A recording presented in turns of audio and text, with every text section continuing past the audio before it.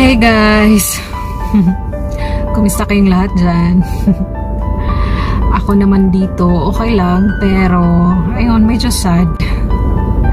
Alam nyo yung feeling na kailangan nyo mag-let go. Continua su right by road per 1 chilometro. Mantieni la sinistra al 20 metri. Mantieni la sinistra per restare su Kyle Road di 68.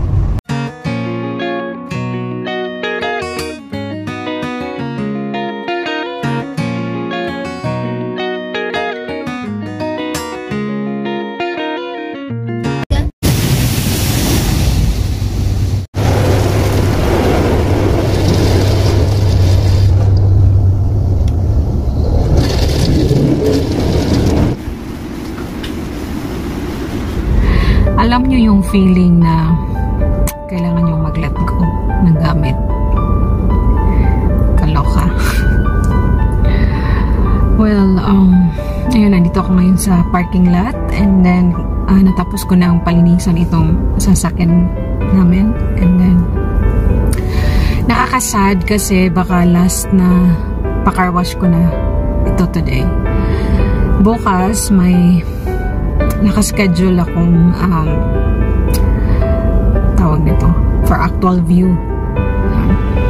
Nilagay ko na kasi ito sa market and then maraming nag-inquire. Ayan. So ayun, baka bukas may bibili na. So wala na kaming sasakyan dito for 1 month. Ganun. O ngayon, hindi naman ako sad kung wala kaming sasakyan for 1 month dahil pwede naman kaming mag-public transpo. Pero yun,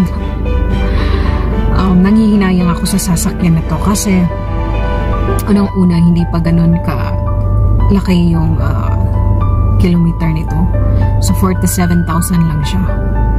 So, in short, hindi siya masyadong gamit. At saka, syempre, alam ko na kahit 8 to 10 years hindi pa to masisira. So ngayon kailangan kong mag-let go talaga. Kailangan ko siyang i-let go.